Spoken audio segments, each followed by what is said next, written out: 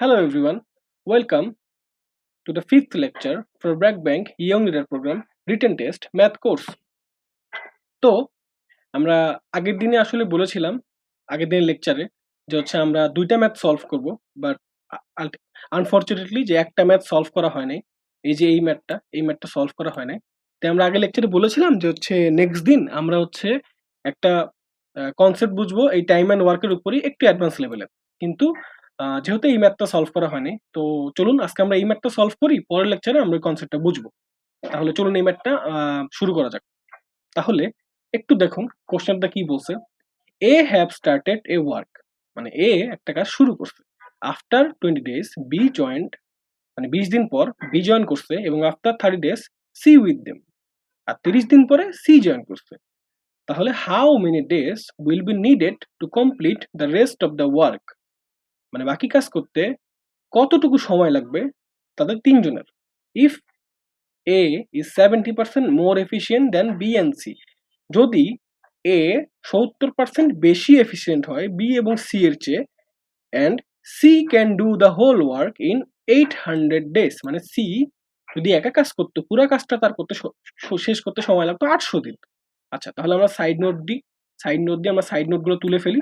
যে হচ্ছে এ একটা কাজ শুরু করছে, এ কদিন কাজ করছে, 20 দিন কাজ করছে, বিকজ 20 দিন পরে বি জয়েন করছে, তাই না? তাহলে হচ্ছে এ 20 দিন কাজ করছে। আচ্ছা, আর 30 দিন পরে কে জয়েন করছে, 30 দিন পর সি জয়েন করছে, আর এ একা কাজটা কদিন করছে, 20 দিন করছে। তাহলে এ আর বি একসাথে কদিন করবে কাজটা, 10 দিন কাজ করছে। তাহলে এ আর বি কাজটা কিন্তু 10 দিন করছে, বিকজ এ একা করছে 20 দিন আর সি 30 দিন পর জয়েন করছে। তাহলে আলটিমেটলি এ কাজটা কদিন, এ আর বি একসাথে কদিন করছে কাজটা, এ আর বি একসাথে কাজটা করছে 10 দিন, তাই না? 10 দিন। আচ্ছা, তাহলে আমাদের কি বের করতে হবে, এ বি আর সি বাকি কাজটা কতদিনে করতে, তাই না, সেটা বের করতে হবে। আচ্ছা, এখন এই স্টেটমেন্টটা একটু ভালো মতো খেয়াল করুন। A is 70% more efficient than B and C. আচ্ছা, আমি লিখি, তাহলে এর এফিসিয়েন্সিটা কত পার্সেন্ট বেশি বি আর সি হচ্ছে 70%, তাই না? আচ্ছা, আমি তাহলে বি কে ধরে আপাতত ক্যালকুলেশনটা করি। এর এফিসিয়েন্সি ইকুয়াল কি, বি এর এফিসিয়েন্সি, এবং তার চেয়েও 70% বেশি, বি এর এফিসিয়েন্সির চেয়ে আরো বি এর এফিসিয়েন্সি 70% বেশি, বেশি 70% বেশি হচ্ছে এ এর এফিসিয়েন্সি। ঠিক আছে, এটা একটু ভালো মতো বুঝতে হবে জিনিসটা। আই গেস আপনি আমার কথাতে বুঝতে পেরেছেন যে আমি হচ্ছে জিনিসটা কেন এভাবে লিখলাম, যে বি এর এফিসিয়েন্সি আর বি এর এফিসিয়েন্সি আরো 70% বেশি। 70% মানে কি, বি এর এফিসিয়েন্সি 70% বেশি, তাই না? তাহলে আমরা 70%কে কিভাবে লিখতে পারি, কোনো কিছুকে পার্সেন্ট করলে কি হয়, ওই ভ্যালুটা দিয়ে এই ভ্যালুটাকে 100 দিয়ে ভাগ করতে হয়, তাহলে হচ্ছে আমরা পার্সেন্টেজ পাই, তাই না? তাহলে হচ্ছে আলটিমেটলি এখানে কি হবে, 70 ডিভাইডেড বাই 100 ইন্টু এই সাইডে কি থাকে, বি এর এফিসিয়েন্সি থাকে, তাই না? তাহলে এটাকে কেটে দিতে পারি। এখন এটাকে যোগ করলে কি হয়, নিচে হয় হচ্ছে 10, লসাগু হয় 10, 10 এর সাথে বি গুণ করলে 10 বিই হয়, মানে হচ্ছে 10 10 বিই প্লাস এই সাইডে কি ছিল 7 বিই, তাই না? তাহলে টোটাল এটা কি দাঁড়ায়, এর এফিসিয়েন্সি তাহলে কি দাঁড়ায় এখন দেখেন তো, এর এফিসিয়েন্সি দাঁড়ায় হচ্ছে 17 17 বিই 17 বিই বাই 10। আচ্ছা, এখন আরেকটা জিনিস খেয়াল করেন, এখন যদি আমি সি ধরে ক্যালকুলেট করতাম তাহলে আলটিমেটলি কি হইতো, এই বিই গুলাতে কি বসতো, বিই গুলাতে আলটিমেটলি কি সি বসে যেত না, এই যে এই বিতে সিই বসে যেত। এখন যেহেতু এটার সাথে 70% গুণ হবে, তাহলে কি আলটিমেটলি এই ভ্যালুটাই আসবে, শুধু সি কে নিয়ে আসবে না। তাহলে এখানে আমরা কি লিখতে পারি, এই ইকুয়াল আবার লেখা যায় হচ্ছে 17 সিই বাই 10, তাই না? এটা লেখা যায়। আচ্ছা, এখন এই ভ্যালুটা কিন্তু এখানে বসালে কিন্তু এই ক্যালকুলেশন করলে এটাই আসবে, আপনারা চাইলে ক্যালকুলেট করে দেখতে পারেন, আমি এখানে দেখালাম না। আচ্ছা, এখন যারা একটু ম্যাথের শার্প তারা কিন্তু ইজিলি বুঝবেন যে হচ্ছে যেহেতু এর এফিসিয়েন্সি 70% বেশি বি এবং সি দুজনের চেয়ে, তাহলে আলটিমেটলি বি আর সি এর এফিসিয়েন্সি কিন্তু সমান। এখন এটা কিভাবে হয় সেটা বোঝানোর জন্য আমি এটা ক্যালকুলেট করে দিচ্ছি। আর দেখেন, এইটা এইটা আর এইটা সমান, তাহলে আলটিমেটলি কি এটা আর এটা সমান, তাহলে এখান থেকে কি লেখা যায়? 17 B 17 B divided by 10 equal 17 C divided by 10, তাই না? এভাবে লেখা যায় না? তাহলে এটা কি 17 কেটে গেল, 10 কেটে গেল, তাহলে আলটিমেটলি কি হইলো? যে হচ্ছে আলটিমেটলি হইলো বি এর এফিসিয়েন্সি আর সি এর এফিসিয়েন্সি সমান। আচ্ছা, তাহলে এখন একটু লক্ষ্য করুন যে এই পুরা কাজটা এ শুরু করছিল, এ 20 দিন কাজ করছে, তারপর এ আর বি 10 দিন কাজ করছে, আর তারপর বাকি কাজটা কার করতে হবে? এ বি সি, তাই না? তাহলে এ যতটুকু কাজ করছে, এ বি যতটুকু কাজ করছে, বাকি কাজটা এ বি সি যত করতে হবে। তাহলে এবিসি বাকি যতটুকু কাজ করে, এই তিনটা কাজের যোগফল কি? এই কোশ্চেনের টোটাল কাজটা না, মানে যেটা হচ্ছে সি একা করলে 800 দিন করতো, এই টোটাল কাজটা কি? এ এর কাজ প্লাস এ বি এর কাজ আবার হচ্ছে এ বি সি এর কাজ, তাই না? টোটাল কাজটা হচ্ছে তাহলে এই তিনজনের যোগফলটা হবে কাজের। তাহলে আমরা আগে এরকম ম্যাথ করেছি, তাহলে আমার ইকুয়েশনটা কি দাঁড়ায়? ওয়ার্কের ইকুয়েশনটা কি দাঁড়ায়? ওয়ার্কের ইকুয়েশন দাঁড়ায় হচ্ছে ফার্স্টে এ কতদিন কাজ করলো প্লাস এ বি একসাথে কতদিন কাজ করলো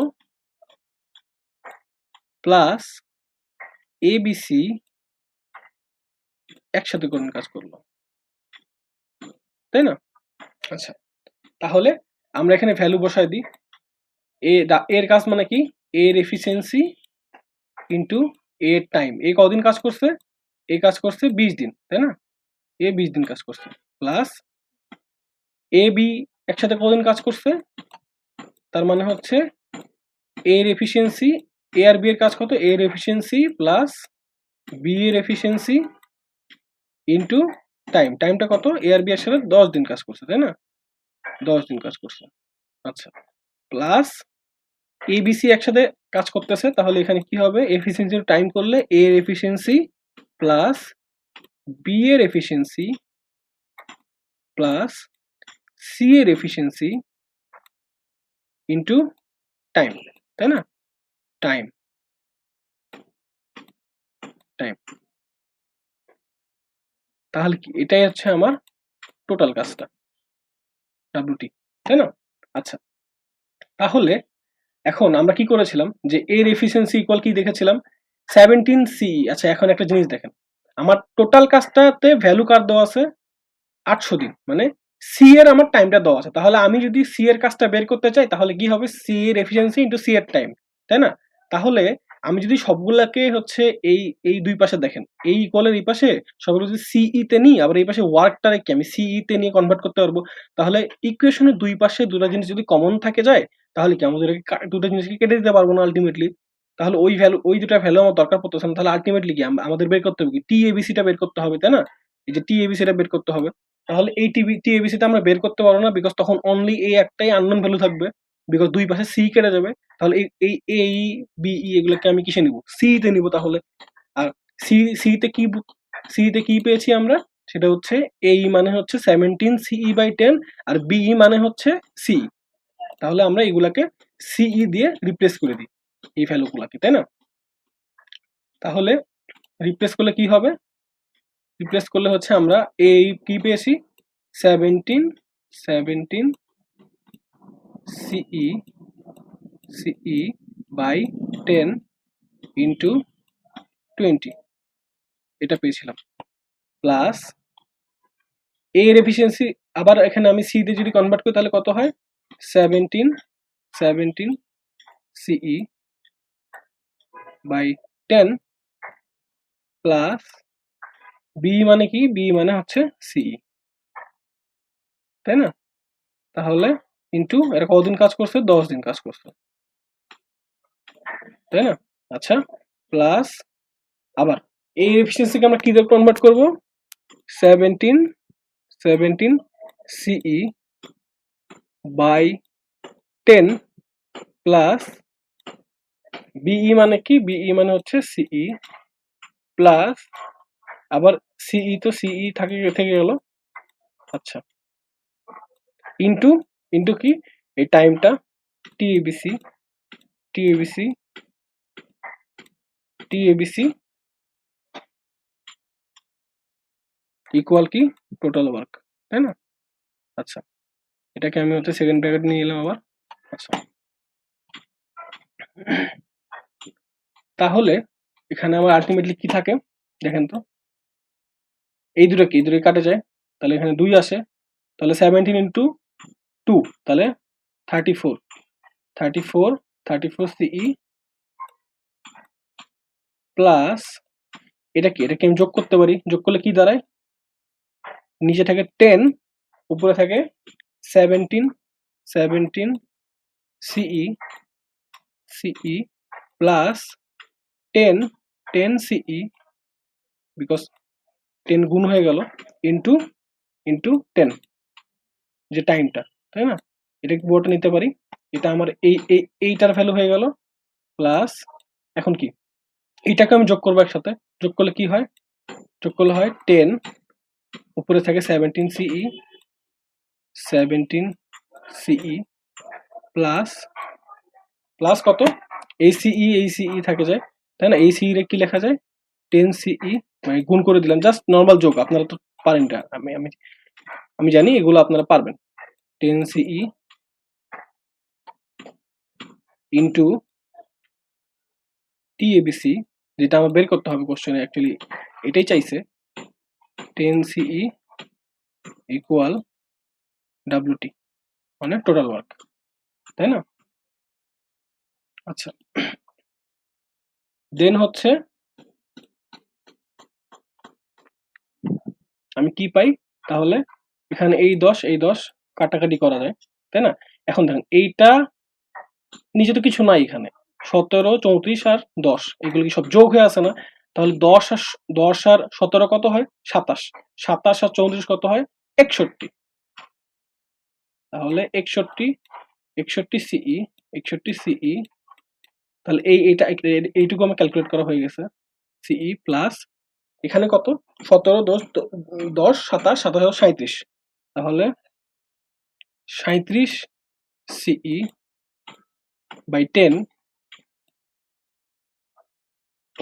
into T ABC ABC equal total work. আচ্ছা, এখন দেখেন তো, টোটাল ওয়ার্ক মানে সি টোটাল কাজটা করতে কতদিন সময় নেয়, 800 দিন, তাহলে আমরা এটা কি সি তে কনভার্ট করতে পারি না, তাহলে সি এর এফিসিয়েন্সি ইন্টু 800 মানে সি এর টাইম।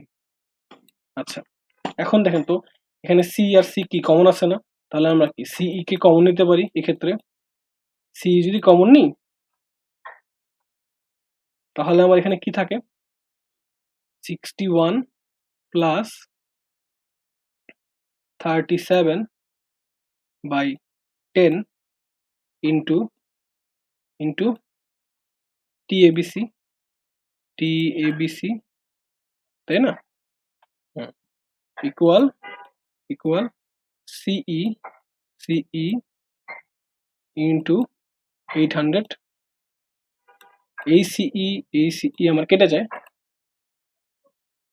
তাহলে এখানে কত হয়, আচ্ছা এখন এটাকে যদি যোগ করি তাহলে কত হয়, নিচে থাকে 10 10 দিয়ে 61 করলে হয় হচ্ছে 610 প্লাস 37 টি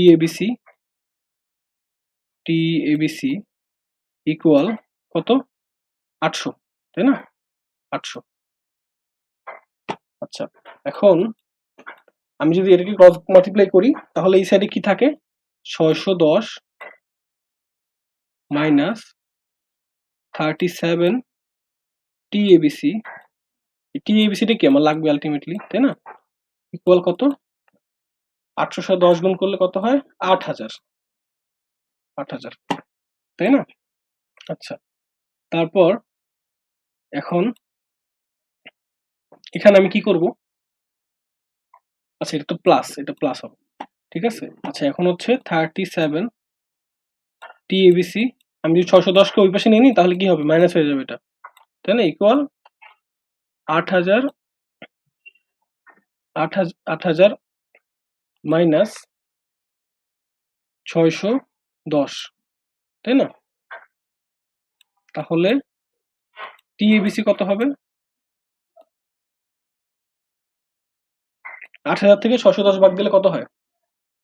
বাদ দিলে হয় 7,390। 7,390।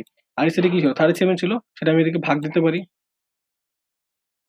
তাহলে আমার অ্যান্সার কত হয় দেখেন তো।